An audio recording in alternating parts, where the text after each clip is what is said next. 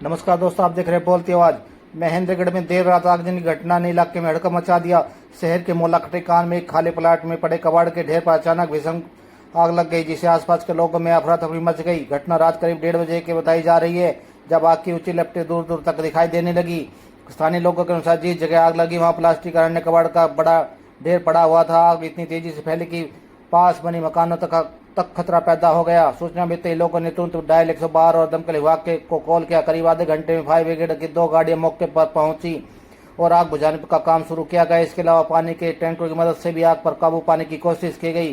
करीब 1 घंटे की बड़ी मशक्कत के बाद आग को पूरी तरह काबू पा लिया गया। पीड़ित व्यक्ति ने बताया कि यह कबाड़ का सामान ही उसकी आजीविका का मुख्य साधन था, जो इस आग में पूरी तरह से जलकर नष्ट हो गया। उसका कहना है कि करीब 30 से 40 हजार रुपये तक का नुकसान हुआ है। उसने प्रशासन से मुआवजे की मांग की है ताकि वह दोबारा अपना काम शुरू कर सके।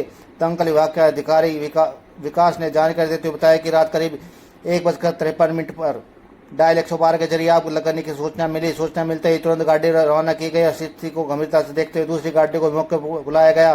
टीम ने मौके पर पहुंचकर तेजी से कार्रवाई करते हुए आग पर काबू पाया गया। इस घटना में किसी प्रकार की जनहानि नहीं हुई। उन्होंने यही बताया कि गर्मी के मौसम में आगजनी की घटनाएं बढ़ जाती है, खासकर कबाड़ और फसलों में। ऐसे में विभाग पूरी तरह से सतर्क और 24 घंटे ड्यूटी पर तैनात है। लेकिन उन्होंने यह कहा कि कर्मचारी की हड़ताल के बावजूद टीम लगातार काम कर रही है और आसपास के स्टेशनों से सहयोग लेकर स्थिति को संभाला जा रहा है।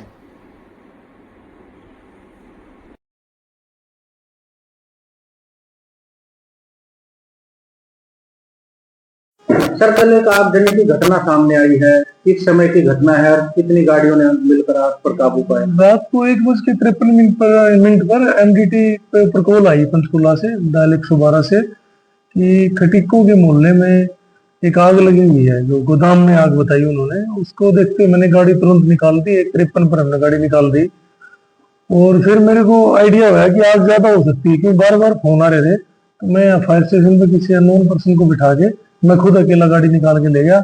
और उससे पहले मैंने कनीना वाली गाड़ी को भी इन्फॉर्म कर दिया कि ये गाड़ी हमारी कनीना खड़ी होती है। वो गाड़ी भी आ गई थी। वहां जाके देखा तो मैंने आग के ऊपर कंट्रोल था। फिर अपने तजुर्बे के अनुसार हमने आग को पूर्ण रूप से बुझा दिया था। इससे कोई जान माल की कोई हानि नहीं हुई। लेकिन ये है, उनका जो कबाड़ का सामान था वो कुछ ज्यादा था। लोगों का रोज तो रहता ही है जी।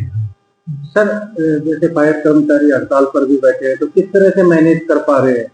तो मैनेज नहीं, 24 घंटे ड्यूटी कर रहे हैं सर, लगातार 24। उस दिन से हम तो कहीं गए ही नहीं है। 24x7 ड्यूटी पर ही रहते हैं। और कोशिश रहती है कि हमारी गाड़ी निकल जाए जैसे ही, और उसके बाद फिर हम दूसरी गाड़ियों को बुला लेते हैं। जैसे कनीना की कोई कॉल नहीं है तो कनीना वाले को बुला लिया, नारनौल की कोई कॉल नहीं तो नारनौल वाले को बुला लिया।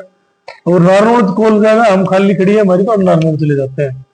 सर, जैसे गर्मी का मौसम आ गया है, फसलों में आगजनी की घटनाएं ज्यादा देखने को मिलती हैं। वैसे भी आगजनी की घटनाएं जो है लगातार गर्मी के मौसम में बढ़ जाती हैं। तो इसको लेकर आप लोगों ने किस प्रकार की तैयारियां कर रखी है? तैयारी यही है सर, 24 आवर सब गाड़ियां का रिपेयर वगैरह बिल्कुल ठीक है। हमारी गाड़ी ऑन द रोड है, अच्छी है। और स्टाफ जो है जितना भी अवेलेबल है 24 आवर स्टेशन पर ही रहता है। और फसल गर्मी की जो चल रही वेव, हीट वेव जो है हमारी बहुत ज्यादा इस बार, उसको देखते हुए बिल्कुल तैयारियां चल रही जोरों पे है। और कोई निकलेजेंसी की कोई संभावना नहीं है हमारे महेंद्रगढ़ क्षेत्र में। सर, रोडवेज से कितने कर्मचारी? रोडवेज से 2 ड्राइवर यहाँ मेरे पास है महेंद्रगढ़, और 1 ड्राइवर कनीना में है। 3 ड्राइवर है 2 स्टेशनों पे, और 3 ड्राइवर नारनौल में भी है। 6 ड्राइवर आए हुए हैं रोडवेज की। होमगार्ड की सुविधा इस बार नहीं मिली हमें। यही महेंद्रगढ़ डिस्ट्रिक्ट में देखने को मिली कि नहीं मिली, बाकी डिस्ट्रिक्टों में होमगार्ड अवेलेबल है, दे रखे सरकार ने, लेकिन यहाँ नहीं दी।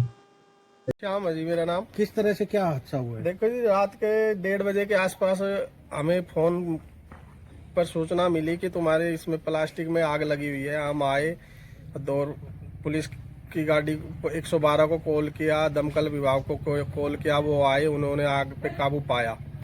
उसके बाद काफ़ी टाइम लग गया, 4 बजे के आसपास तक टाइम हो गया। हम बैठे भी रहे। फिर उसके बाद में जी हमारे पास यही आजीविका का एक साधन था, रोजगार, और अब ये सब नष्ट हो गया। हम तो सरकार से ये चाहते हैं कि हमें कुछ मुआवजा मिल जाए तो हम आगे काम कर ले। फायर ब्रिगेड की गाड़ी यहाँ पहुंची, कितनी देर में पहुंची सूचना मिलने?